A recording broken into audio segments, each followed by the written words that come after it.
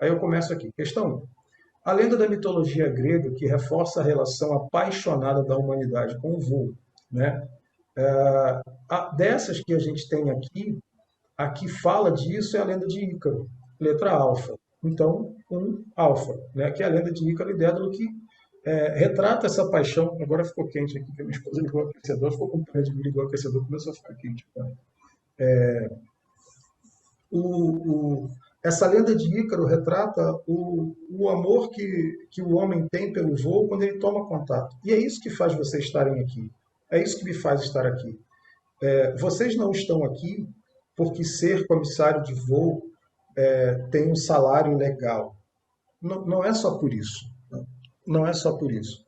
Vocês não estão aqui só porque a empresa aérea paga bem. Não é só por isso.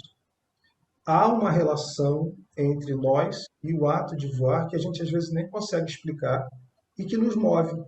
Você não sai para fazer um curso de comissário, não estuda até tarde, não deixa de sair sexta-feira à noite para estar uma hora dessa assistindo aula só por causa do salário, ou só por causa do glamour da profissão. Não. Tem algo mais profundo aí. E isso está explicado nessa lenda de Ícaro. Então, letra alfa. Questão 2.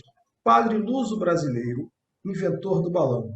O cara que inventou o balão, aqui em Portugal eles dizem que ele é português, mas aí a resposta é Bartolomeu de Gusmão. Eu gosto muito da história de Bartolomeu de Gusmão. 3. Inventor brasileiro que afirmou que o balão, para ser dirigível, deveria adotar o formato fusiforme. O que aconteceu com a invenção do balão? Os caras sacaram que aquele balãozinho redondinho, parece um sorvete, né? Aquele que é uma bolinha, com aquele balão tradicional. Se eu pedir para você desenhar um balão, você vai desenhar esse balão para mim. Vou fazer um círculo e vai puxar umas cordinhas e vai botar um cestinho embaixo. Que é a visão que a gente tem do balão, que ainda existe até hoje. O problema desse balão é que você não dirige ele. Ele sobe e vai para onde o vento levar. E o primeiro cara que sacou que o balão, para ser dirigível, não podia ter esse formato esférico, tinha que ser naquele formato de quibe, o formato fusiforme, parecendo um quibe do Habib's, né? Foi o Júlio César Ribeiro. Foi o primeiro cara lá de Belém do Pará. Ele falou, olha, não dá para ser assim. Inclusive, esse Júlio César foi a primeira pessoa a escrever um tratado sobre navegação aérea. O livro que ele escreveu, o Tratado sobre Navegação Aérea, Tratado sobre os Princípios da Navegação Aérea, foi um livro que foi estudado por todos os inventores que trabalharam na invenção do avião depois. Inclusive o Santos Dumont, que cita o Júlio César. Inclusive os irmãos Wright, que citam o Júlio César. Veja a importância desse cara. Ninguém nem conhece, ninguém nem sabe. É outro cara esquecido pela história brasileira, um grande brasileiro esquecido pela história brasileira. Ele teve muito apoio do Império de Dom Pedro II. O imperador Dom Pedro II ficou amigo dele e investiu muito nele. E as pesquisas dele, como eu digo no texto, acabam justamente quando o Brasil se torna uma república, porque aí o investimento que era do Império deixa de existir na República. O Júlio César para as pesquisas dele por causa do nosso golpe militar que criou a República no Brasil. Ele perde muito com isso. O Brasil perde muito, o Júlio César também. Morre pobre, pobre, pobre, paupérrimo, sem poder pagar suas contas, sustentado pelos amigos. Então, questão 4, delta. Inventor que afirmou que o balão dirigível necessitava de um endoesqueleto para poder sustentar-se. Isso aí é o seguinte, esse cara chegou à conclusão de que se o balão não tivesse um esqueleto por dentro, ele ia dobrar. Que foi, inclusive, o que matou não, um acidente que o Júlio César teve, e o Santos Dumont também teve acidentes assim, porque os balões não tinham um esqueleto por dentro, não tinha uma armação por dentro, um endoesqueleto. Endo é dentro, né? Um endoesqueleto. Esse cara foi um outro brasileiro esquecido pela história chamado Augusto Severo. Esse, pelo menos, dá nome ao aeroporto de Natal. O aeroporto de Natal é Aeroporto Augusto Severo. O Júlio César dá nome ao Aeroclube de Belém do Pará. Veja a que legado ficou o pobre do homem. O Aeroclube de Belém do Pará chama-se Júlio César Ribeiro de Souza. No caso aqui, o Augusto Severo, que é do Rio Grande do Norte, foi o cara que ele era amigo de Santos Dumont, contemporâneo de Santos Dumont, e foi ele que disse que o balão tinha que ter uma estrutura rígida, para que fosse dirigível.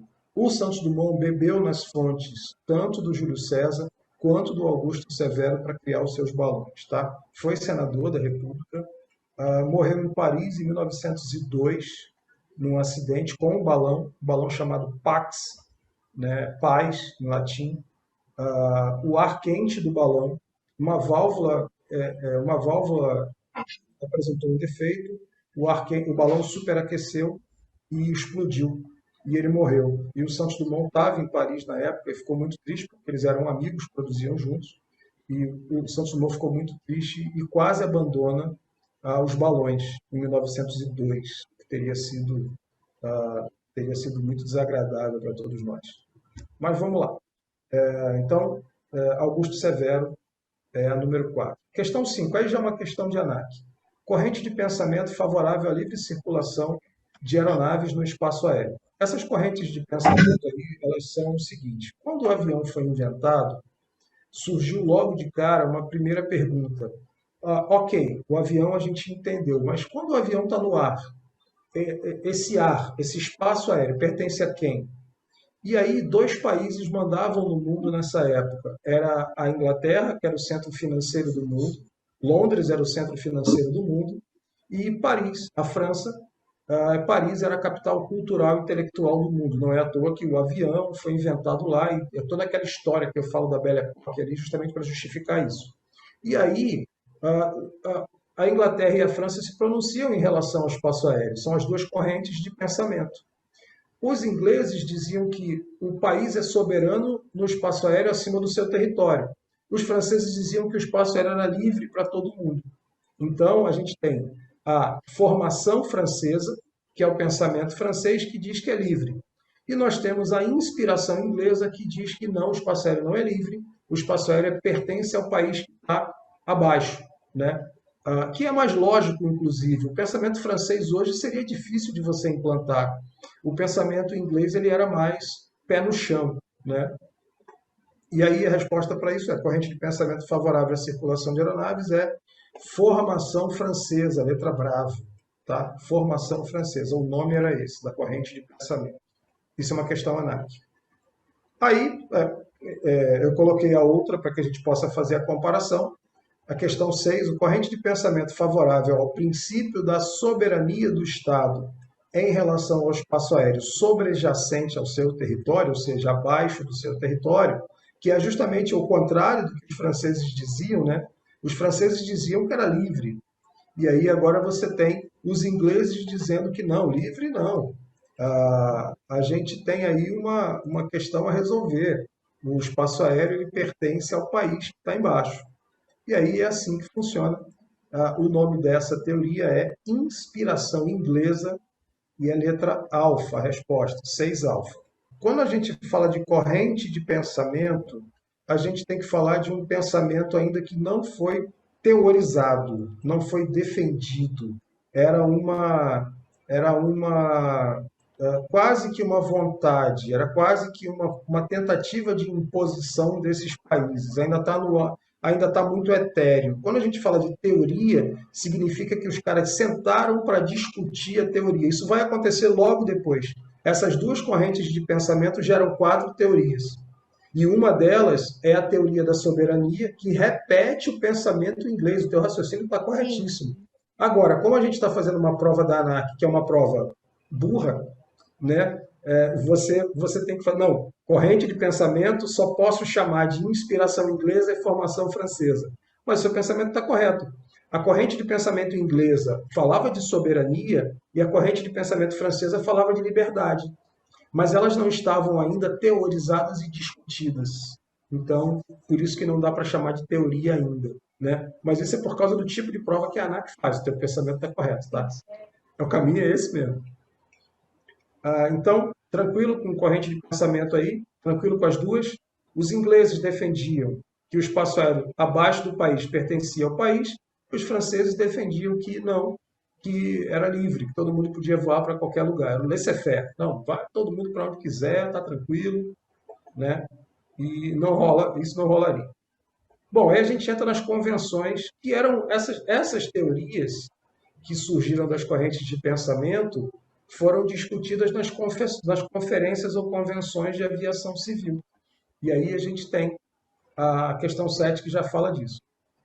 Realizada em 1919, teve como resultado mais importante a criação da Comissão Internacional para a Navegação Aérea, a SINA, que é considerada o embrião da atual OACI, da atual Organização da Aviação Civil Internacional. Bom, vamos lá. Primeira Guerra Mundial de 14 a 18.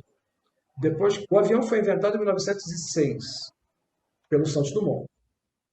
Não foi pelos irmãos Wright, tá? Os irmãos Wright precisavam catapultar o aparelho deles.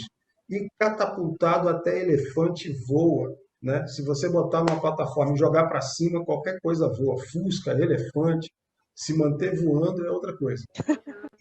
Não, é verdade. E aí os americanos dizem, não, mas nós inventamos.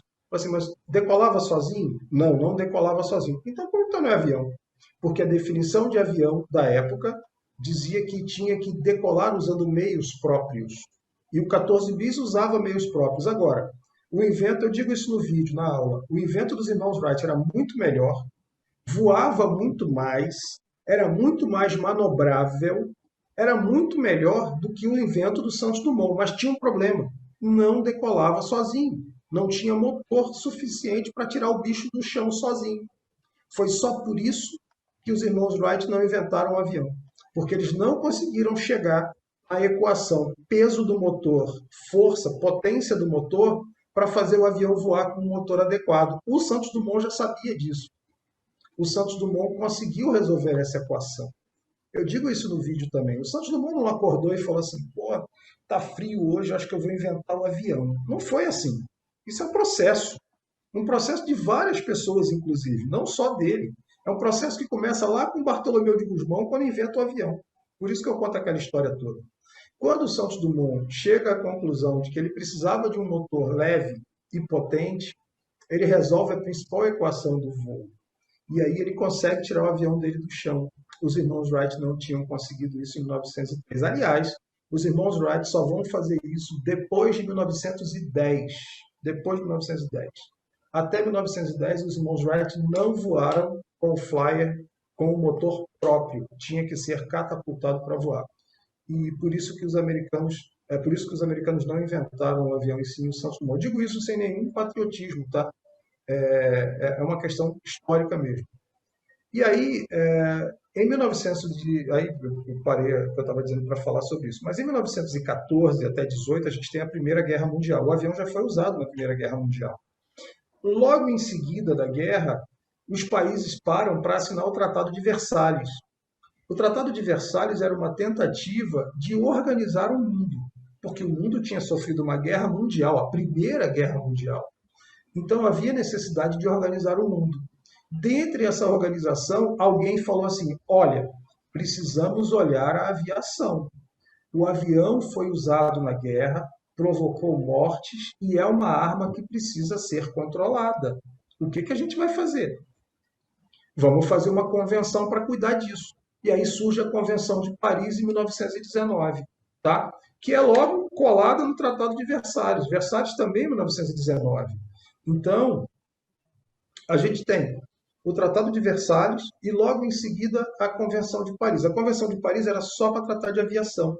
E a primeira conclusão que eles chegam é de que, primeiro, a teoria da soberania, que tem origem no pensamento inglês, era a melhor solução. A melhor solução é que cada país cuide do território em cima, né, do espaço aéreo em cima do seu território. Essa é uma conclusão óbvia que eles chegaram. E chegaram à conclusão de que eles precisavam criar um órgão internacional para cuidar dos assuntos de aviação. Aí surge a Comissão Internacional para a Navegação Aérea, a SINA. Ela surge justamente para isso, para poder ser o primeiro órgão internacional de aviação civil. Agora, e aí é considerada o embrião do que a gente tem hoje, que é o ACI. A SINA tinha um problema, era a comissão. E como comissão, ela não era permanente. Ela se reunia de vez em quando. E, assim, ao se reunir de vez em quando, você tinha problemas.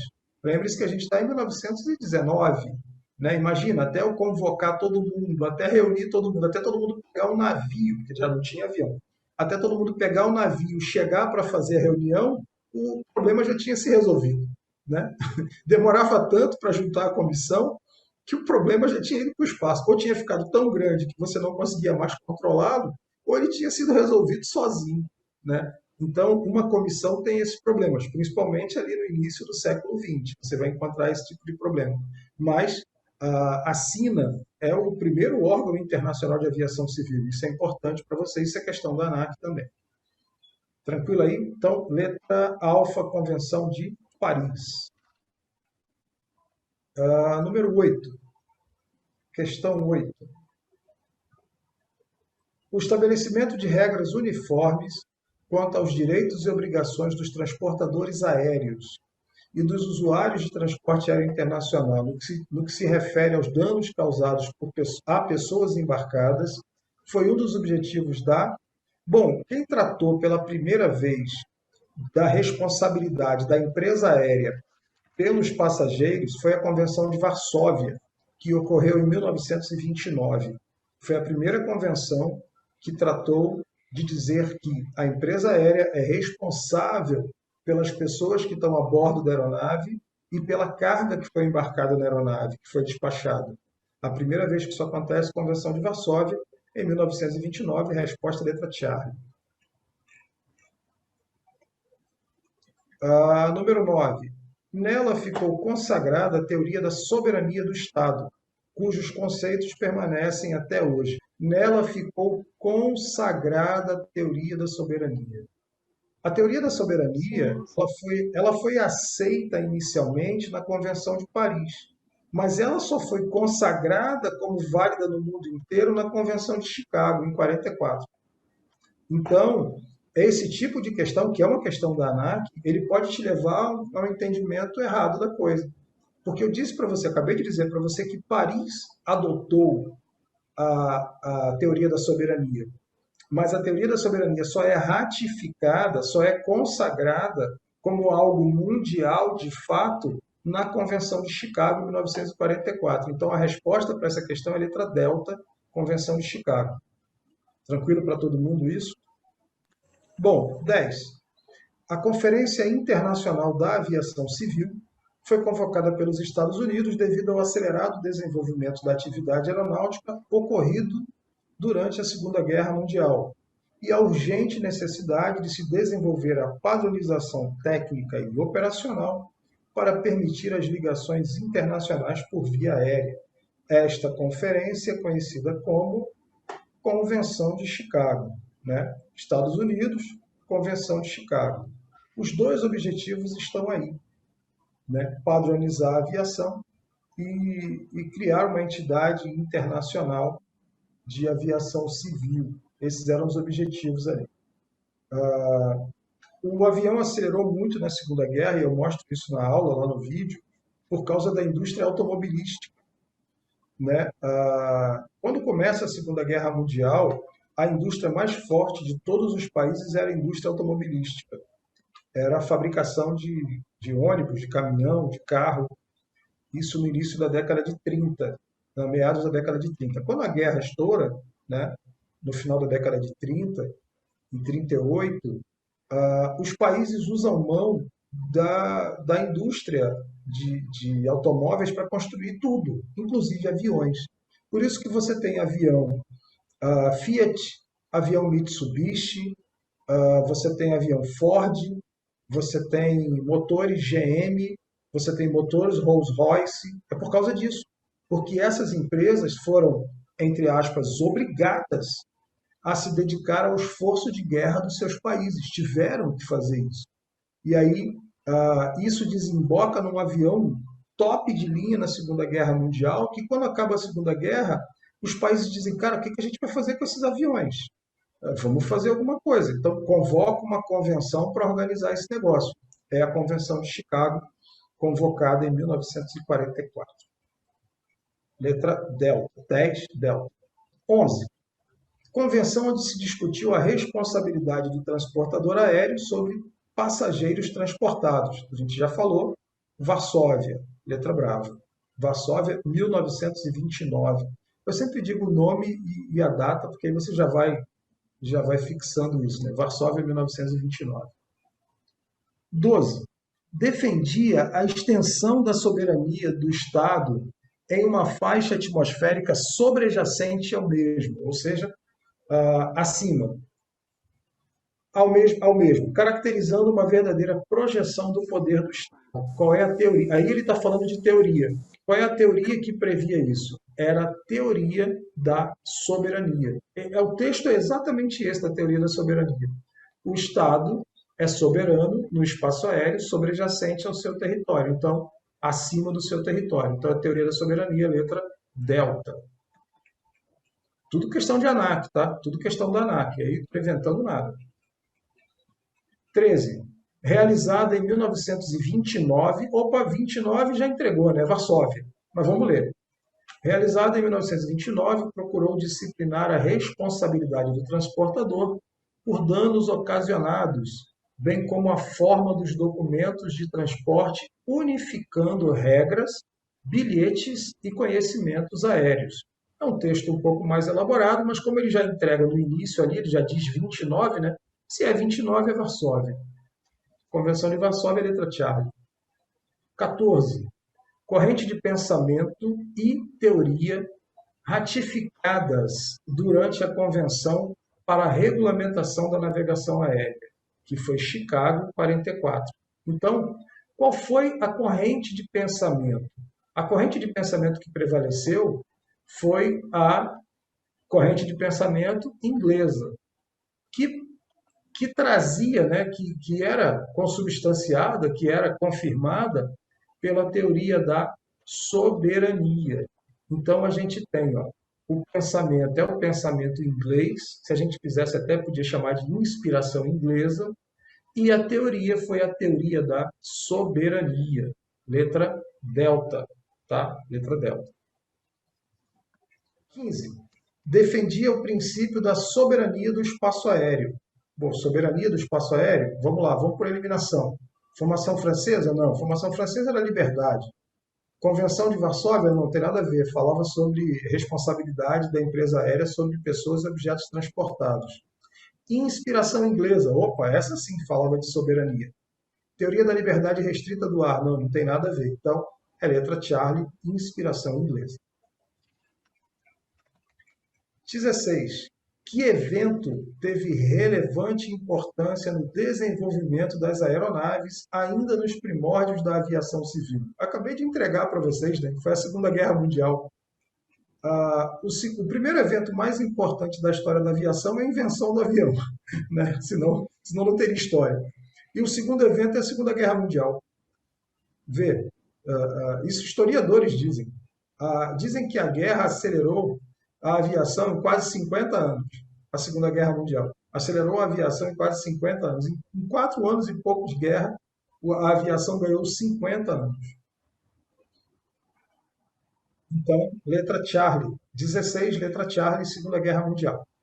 17. Sobre a natureza jurídica do espaço aéreo, foi a teoria aceita durante a Convenção de Paris. Não, Paris aceitou a teoria da soberania. Letra Charlie. Lembrando que Paris aceita, mas ela só é juramentada, só é batido o martelo sobre ela em Chicago, em 44. Tá? Atenção a esse ponto. Em qual convenção foi criada a Organização da Aviação Civil Internacional? Fácil, fácil. Chicago, 1944, letra delta. 19. Previa a divisão do espaço em zonas. Opa, já entregou a resposta, tá? Previa a divisão do espaço, é uma teoria. Previa a divisão do espaço aéreo em zonas. Numa primeira faixa definida de ar territorial, o Estado exerceria total soberania, enquanto que nas faixas de ar superiores a circulação seria totalmente livre. Nas faixas de ar superiores de circulação seria totalmente livre. Isso aqui é o texto, embora esteja mal escrito, e está mal escrito assim na banca da ANAC, tá? Isso é a banca da ANAC. Embora esteja escrito ali de uma maneira meio estranha, não muito ortodoxa, está se referindo, como a própria primeira frase já entrega, é teoria das zonas de ar territorial. É a letra delta. O que é isso? Deixa eu explicar para vocês. Eles fizeram o seguinte, eu explico isso na aula e no texto também, eu digo lá no texto. Eles pegaram uma altura como referência e disseram, para voar até essa altura, tem que ter autorização do país. Para voar acima disso, pode voar à vontade, não precisa pedir. Eles achavam alto demais para interferir no país. Sabe qual era a altura? A altura da Torre Eiffel, que era o prédio mais alto, que era a edificação mais alta que havia em Paris na época que isso foi escrito. Então, para você voar até a altura da Torre Eiffel, você tinha que ter autorização. Para voar acima disso, você podia voar à vontade que você, entre aspas, não interferia na soberania do país. Veja que visão, né? Estranha para nós hoje, né? A Torre Eiffel, qualquer coisa hoje voa mais alto que a Torre Eiffel, né? Então, era a referência que eles tinham na época, era a edificação mais alta que havia em Paris. Então, teoria das zonas de ar territorial, letra delta. 20, para terminar essa prova. A sigla SINA, a gente já falou, significa. Aí, esse tipo de questão é que eu morro de raiva de ter que fazer, cara, porque a ANAC cobra o que significa a sigla. É complicado. É muito mais importante que vocês entendam que a SINA foi uma comissão que foi criada para resolver os problemas de aviação ali nos primórdios da aviação, na Convenção de Paris, em 1919. Isso basta. Agora, se é comissão interina, se é comissão interna, cara, isso não faz a mínima diferença. Mas a banca da ANAC pede a sigla, então vocês têm que saber. Comissão Internacional para Navegação Aérea, letra Charlie, tá? Infelizmente, é assim. Nós não estamos aqui para mudar as regras, né? Estamos aqui para cumprir. Comissão Internacional para Navegação Aérea. E aí, tranquilo?